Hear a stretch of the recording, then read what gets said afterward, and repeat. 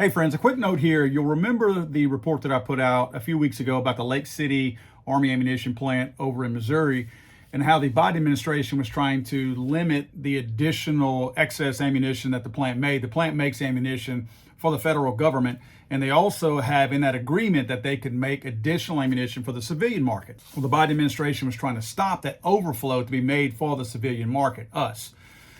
You guys might remember I made tons of phone calls, and I talked to the Department of Defense. I talked to the PR person at the Lake City plant. I spoke to folks over in the Virginia office, I believe it was.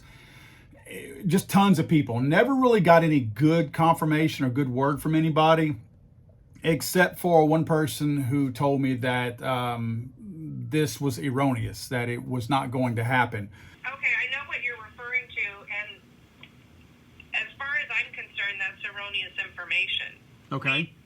From the Army perspective, we have not made a requirement like that. Okay. Do you know that that has been made to Winchester in any kind of way? I can only speak on behalf of Lake City Army Ammunition Plant and the Army agency that runs them, Joint Munitions Command. And from my perspective, that is erroneous information. I cannot speak on behalf of Olin. I tried to get a hold of them. Nobody answered. We did too. But I can speak on behalf of the Joint Munitions Command. Well, clearly, according to this letter that 8 senators sent to Joe Biden's office, obviously this was a request. In other words, these senators would not have penned a letter like this and sent to the White House if there wasn't truth behind this. They're not going to act on a rumor. There was something that initiated this letter. Let me explain to you what these senators wrote. They essentially said, it has come to our attention that the United States Army is considering an unusual decision to ban the commercial production of certain types of 5.56 ammunition produced by the government-owned contractor-operated facility known as the Lake City Army Ammunition Plant. Again, guys, they got this from somewhere. This was not because of my YouTube video or Jared's YouTube video or somebody else's on YouTube. They don't rely on us to generate letters on government letterhead to the White House. Lake City currently produces a significant portion of this type of 5.56 ammunition for the commercial market. Having the ability to produce this product for commercial sale allows the operating contractor to maintain capacity and keep the facility at a high state of readiness at no cost to the government.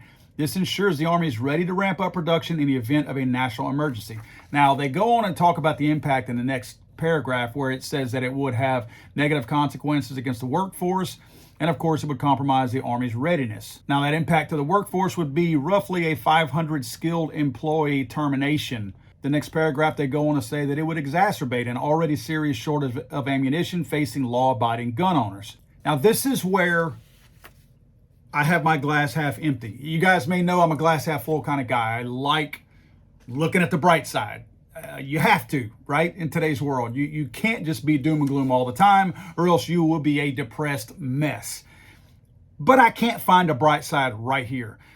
This seems positive, but I'm going to read it and then I'm going to explain to you why it's not so positive. Severely limiting the commercially available 5.56 ammunition, which is most popularly used in modern sporting rifles, is effectively a politically sanctioned semi-automatic rifle ban. This blatantly infringes on the Second Amendment of the United States Constitution by limiting law-abiding gun owners' ability to legally purchase or use lawful semi-automatic rifles. Yes, that is beautifully worded and 100% true. I love every bit of it.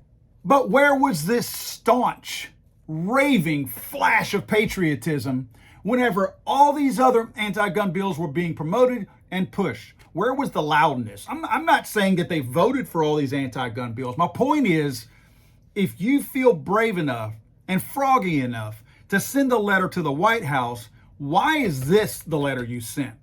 We could have used your help a few weeks ago. Now you have this beautiful, raving glow of patriotism about you, and we're supposed to sit back and go, thank you. Thank you for what you did for us. Again, beautifully worded. I absolutely love what you wrote right here. But I'd like to see this kind of patriotism exhibited from you all the time, not just whenever it fits you. Because let's face it, Republicans are taking a beating right now. Of course, the Democrats are a lost cause, but the Republicans are taking a massive beating right now because so many went along with all these anti-gun bills, not to mention the confirmation of Steve Dettelbach to the ATF day before yesterday. So the Republicans are trying to save face right now. And these 8 right here are trying to distance themselves from everybody else by saying, look, we're pro-Second Amendment, so leave us alone. No, I need this kind of voice from you all the time for me to really believe that you care about what we're doing in the gun rights activism space that's going on in this country right now. I need this all the time.